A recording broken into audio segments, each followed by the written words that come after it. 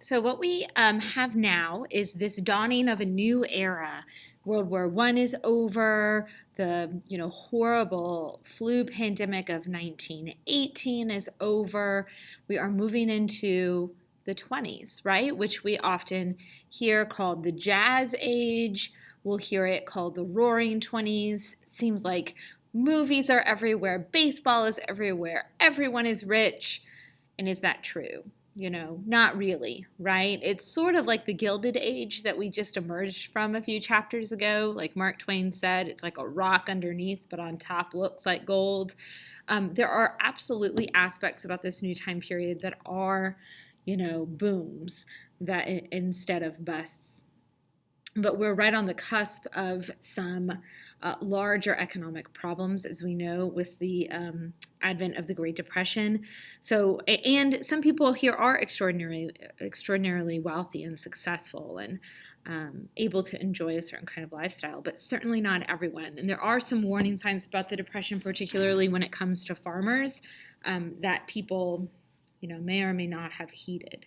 So I'm going to give in the next few minutes just like a really big, giant overview of some aspects of culture and society during this time period that might help inform a little bit of what is to come. So think about this. To what extent were the 1920s a period of tension between new and changing attitudes on one hand and traditional values on the other? That'll be sort of part two of this conversation, is like a culture clash. And then also think, to what extent did economic conditions and development in the arts and entertainment help create the reputation of the 1920s as the Roaring Twenties? Both of those questions, the way that they are worded, could be long answer essay questions. So keep that in mind. Sorry, I'm taking sips of my coffee. I hope you guys are taking sips of water or something. Okay, so business boom, economic prosperity, here we go. Productivity in the 1920s is up 50%. Unemployment, hovering, right? Going up a little bit. Real income is up 25%. Our standard of living is better. We've got indoor plumbing, y'all. We have central heating. We have electricity. 2/3 of people by 1930 have electricity. Why are things booming? Well, you have some increased in productivity, right? Scientific management. Remember Taylorism? That's really catching on. Even the assembly line, the use of better machinery, and increased use of oil and electricity. Favorable government policy. You have antitrust system and also tax breaks in place. And so if you look at how things are going, I can't remember if I enlarged that. No, I don't. If you look at this chart on the right, on the side it says percentage of non-farm workers employed. So if you take farmers out of the equation, here's what we're looking at. And if you look, this is mostly the Depression. But if you look like right smack dab in between 1920 and 1925, look how low unemployment gets, right? It really falls. And then, of course, when we get to the stock market crash, it spikes up again before it comes back down by the end of World War II. But this is where we are in the 1920s. Automobiles, Henry Ford and Fordism. In 1913, a car cost 2 years' worth of wages, roughly, right, on average. That's going to change. It took also in 1913, about 14 hours to build a car. By 1929, a car costs 3 months worth of wages. That's a pretty substantial drop. And a new car off the assembly line, you could put a new car off the assembly line like one every 10 seconds. So we're talking about increased access, increased availability, increased affordability for cars. Think about how cars might change things in terms of, employment and business perspective also, but then we'll just talk about in a similar way to the way railroads change transportation and even communication across this country. So this is the number of factories producing car parts, materials, and then the cars themselves. Tennessee is not an auto industry hub, but look at all the yellow, right? Look at Michigan, Ohio. And then this is in 1926. These are the U.S. highway systems. So in the same way that the Transcontinental Railroad transforms the United States landscape, U.S. highway system is going to do something similar in the 20s. They're going to replace railroads as the key promoter of economic growth. So it's not just that cars are a signal that you are prosperous, right? Owning a car. It's also that building the car is employing a lot of people, and harvesting the material, the resources needed to build the car, is also employing a lot of people. So you're fueling, with the auto industry, you're fueling the steel industry, glass, rubber, gasoline, the building of highways. It impacts daily life, commuting, shopping, traveling. You can see on this chart here the passenger car sales skyrocket between 1920 and 1929. In 1913, you have like 1.2 million cars that are registered. By 1929, 26.5 million. That's just about one per family. These advertisements from Ford are great, right? These are quotes from this advertisements. First of all, aren't they so impressed with the father in this image for being able to buy a car? How did he ever get the money to buy a car? It says every family, even with the most modest income, can now afford a car of their own. Every family should have their own car. You live but once, and the years roll by quickly. Why wait for tomorrow for things you should rightfully enjoy today? And I feel like it should say, treat yourself. Hard times for workers. So while you do see advertisements like that, everybody has a car, everybody is so prosperous, that's again not the case. This prosperity isn't extended to everyone, and that's sort of a theme in U.S. economic history. Yes, there's a lot of rich people, but there are also a lot of people who are struggling. Remember in World War I, during the war, unions and companies worked together. There was less of a need to be part of a union because there were some government mandates that laid out how companies and employers had to treat their employees in order to keep things running smoothly for the war effort. But at the end of World War I, a lot of those gains go away. You have an increasing amount of businesses that promote open shops, meaning there's no requirement to be part of a union to work in that field or in that business. You have company unions, which are unions attached to specific businesses, which are not as impactful or effective. And we're having a debate between something called welfare capitalism and something called laissez-faire capitalism. Welfare capitalism is a capitalist society that cares for its workers, and laissez-faire capitalism is a capitalist society that lets the market dictate how workers are cared for. Laissez-faire will get us into trouble. We'll just say that, right? And there is employment insecurity. So you may have a job, but that job might not be paying your bills, and you might not be sure how long you will have that job. So there you see on the left decline that we were talking about in union memberships. And those are work stoppages on the right, which also just go to show you the effectiveness of unions is wearing off. I mentioned that first thing already. We've talked in the past about inflation and increasing the cost of living. So things are costing more, but you're not getting paid more. You might have heard of a COLA adjustment. If your parents ever talk about that, I know teachers, we talk about that all the time. If you get a COLA, it means that you get a little bit of a raise, not just because, oh, you're doing a great job, here's a raise, but your company is giving you a salary increase based on the cost of living. So as gas gets more expensive, et cetera, et cetera, et cetera. I'm just using that as an example. As the cost of living goes up, as things get more expensive to buy, your wages would go up. Right? That's a cost of living adjustment. So things are getting more expensive in the 20s and 30s because of consumerism, et cetera, but there is no increase in the amount that you are being paid. It's difficult for soldiers to find jobs. Many workers demand higher wages to keep up with inflation, but business leaders feel they need the money to keep up with operating costs. 40% of all U.S. families live in the poverty range during the 20s. This is income distribution in 1929, and you can see that under $2,000, like $1,500 is the poverty line. These are all strikes that we mentioned in that last real quick overview. The Seattle General Strike, 60,000 workers strike in Seattle.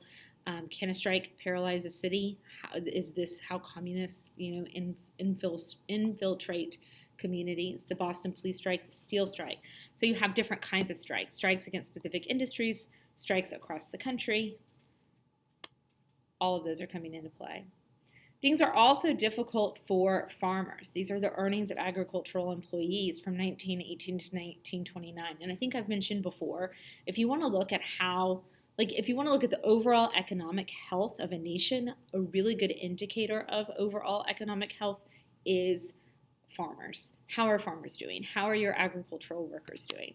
Are they, successful? Are they taken care of? Are they being paid what they should be being paid for their produce, or is the opposite true? And if the opposite is true, then that's probably going to be the case for the rest of the country in like 5 years.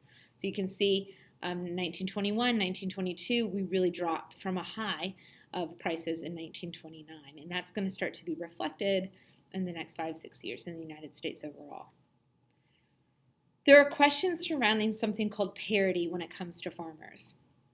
Farmers are saying that the government should guarantee farm prices at the prices that they were between 1909 and 1914. And if you look here, we don't have those dates, but you can probably extrapolate from this map that they were much higher 1914 and prior. So they want the government to guarantee that their crops will be worth as much as they were 5 years ago.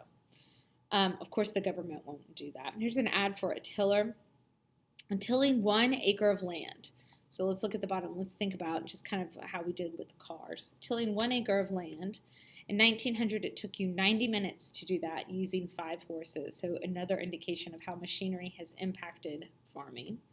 In 1929, 30 minutes to till an acre of land. So 90 minutes using 5 horses, 30 minutes using a 27 horsepower tractor. And in 2000, 5 minutes using 154 horsepower tractor. So things are changing. This is going to, in a lot of ways, be harmful for smaller farmers who can't afford a tractor, but they can afford horses. But it's going to take them longer to till the same amount of land, if that makes sense. So we're starting to favor commercial farming as opposed to small family farms. Wheat production. Producing 100 bushels of wheat on 5 acres in the 1890s. It takes 40 to 50 labor hours to do that. By 1930, 15 to 20 labor hours to do that. You see a couple of farm bills introduced. You have the McNary-Hogan bill, which will never pass, but would have allowed the government to subsidize farmers, sort of going back to the issue of parity. And then you have the Agricultural Marketing Act of 1929, which does pass and creates a farm board. Hoover didn't want the government to be directly involved to giving payments to farmers, but this farm board would be sort of an intermediary. They would purchase surplus crops and help provide loans. So sort of like the sub-treasuries that the populists were calling for. And so you can also, I find this interesting, if you look at what's going on in the 20s. You see the sort of khaki-colored bars there. The first is the completion of the Transcontinental Railroad, that event in 1890. And then in 1920, you have the beginning of auto, tractor, and the truck boom. And you can start to see non-farm workers really grow and farmers really shrink. So productivity really has to increase. Right? If the amount of farmers is shrinking, but your population isn't shrinking, then you're having to get more efficient farming. You're also probably using larger, more commercial farming techniques. In 1920, it's the first time in the 1920 census, it's the first time the majority of the U.S. population lived in urban areas. And they're defining urban there as towns with more than 2,500 people. So more workers in factories than on farms, also in 1920. By 1930, 44% still live in rural areas. And these, in keeping with that theme, are the 10 largest cities in 1900 versus 1930. So you can see New York and Chicago, Philadelphia, they stay top 3. Then we have some shifting around in the last few. What happens with Pittsburgh? And steel. Los Angeles is popping up. Detroit, that's auto stuff. The 1920s also sees a consumer revolution in which a flood of new affordable goods becomes available to the public. The widespread availability of electrical power supported the consumer revolution. Electric washing machines, vacuum cleaners, irons made housekeeping easier and less time consuming. Accessible electricity also contributed to radio and refrigerator sales. Think about this. To what extent did Americans experience a consumer revolution in the 1920s? That's actually a really good LEQ long essay question, because you could talk about, was it a revolution or was it a continuation, right? It's ultimately a change in continuity style question. And I'm here to tell y'all, I got a new vacuum. I'm not even going to tell you how much it was because it was expensive. It's one of those fancy vacuums that fancy people have. You all may have one. You may know what I'm talking about. It has changed my life. And every time I use it, I'm like, this must have been what it was like to get the first vacuum cleaner. Like I'm one of those people that likes to run the vacuum every day. I know. But if you get it, you get it. And man, this is like, talk about a revolution. Write an LEQ on that. This has to do with consumer debt. So how are we affording all of this? We're saying that inflation exists and workers are not getting their cost of living increase. Farmers are struggling. And yet you mean to tell me that I can finally afford a refrigerator and a vacuum cleaner? Well, no, I can't. Guess what I'm doing, guys? I'm going into debt. And all of this is going to be a thing that is increasingly important as we move towards the Great Depression. And the reason why the debt drops off in 1931 is because people are not going to be giving anybody loans anymore. That's after the crash. But before the bubble burst, we do have the emergence of this mass culture, right? So we're going to mention a couple of things, radio and movies, etc., and I'll give you some information about each. So let's start with radio. In 1920, you have the first commercial radio station. By 1930, there are over 800. Do y'all still listen to the radio? My car came with Sirius for a while, and so I started to listen to music on like the satellite radio. And then my subscription ran out, and I never renewed it. So I don't know. I'm not a giant radio person. People used to be, though. The radio was like your first common shared entertainment experience. You could all tune in if you were in the same city and hear the same thing. Movies. Instead of movie theaters, you had movie palaces. Do you guys like to go to the movies? I'm not a big movie. I can't even tell you the last movie I saw in the theaters. It was probably a Star Wars movie, because my husband is a Star Wars nerd, so I guess I am too. It was a Star Wars movie, but it wasn't the most recent one. It would have been the one before it. So maybe 3 years ago. I'm just not a movie person. I like being at home. You have a man named Will Hayes. He's going to be the first chairman of the Motion Picture Producers and Distributors of America. Roughly 8 million tickets are sold per week by 1930. The population of the United States is only like 123 million people in 1930. So you can do the math on how many people are going to the movies. Rudolph Valentino. There he is, ladies. Eat your heart out. You have the emergence of popular heroes. This reminds me of, did anyone else watch Downton Abbey? I was obsessed with Downton Abbey when Downton Abbey was on TV. And the old lady, Professor McGonagall, I'm blanking on her name right now. Oh, that's terrible. The old lady in that, the grandma, she has one of the best lines of the whole show, is when somebody is talking to her and they use the phrase, the weekend. What are you doing over the weekend? And she's this very old, fancy lady, and she says, what is a weekend? And it just has always stuck with me. I love it. What is a weekend? This is it. This is when we're starting to have weekends. And I know that sounds crazy, but people were starting to have entertainment where they would go and they would watch a baseball game. They would take in a movie. They're living close enough to their workplaces that they could have some time to have some luxury items. And I was about to say afford luxury items, like baseball tickets and movie tickets, but they're not affording these things. Remember, they have lines of credit that they're running. This is also the emergence of people like Babe Ruth, who become these national symbols of American culture, of what does a successful American look like. A man named Bruce Barton writes a book called The Man Nobody Knows. He's a former congressman, Bruce Barton is. And in this book, he says that Jesus, had he been alive today, would have been an American businessman. He would have been like this pull yourself up by your bootstraps kind of self-made man. You have Charles Lindbergh, which Charles Lindbergh was a huge national hero at the time. And of course, we know he is a Nazi sympathizer in World War II and gives lots of pro-Nazi speeches. But before that, Charles Lindbergh is a very important American hero. Women. There's Alice Paul, right? We've talked about Alice Paul with the rise of suffragettes, right? Women's suffrage movement. Flappers. The emergence of that. So a lot of this we've discussed before. Pink collar jobs. What is a pink collar jobs? A secretary would be a pink collar job. So jobs that women were more likely to do. You can see that chart there from 1900 to 1930 about the percentage of women in the workforce. Think about the impact that suffrage would have had on women's rights and women and how they viewed their place in society.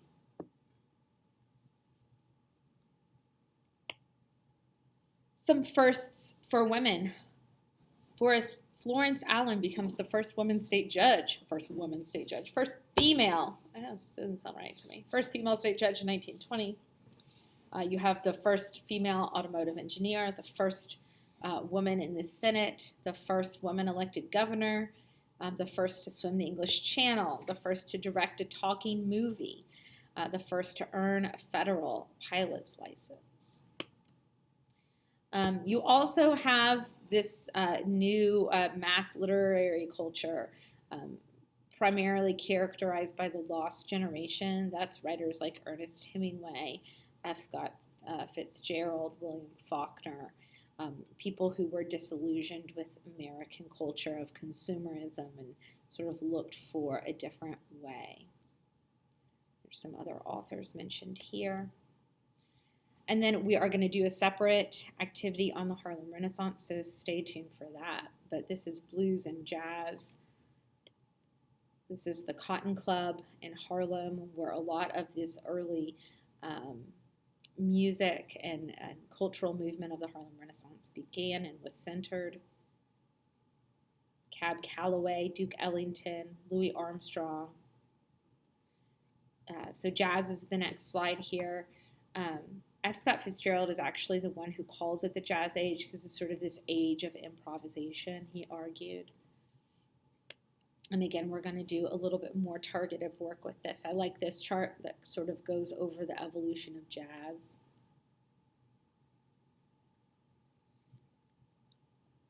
At the bottom there, where it says acid jazz, that always freaks me out. Kind of want to Google what acid jazz sounds like, but I'm a little afraid to Google it at work, and I always forget.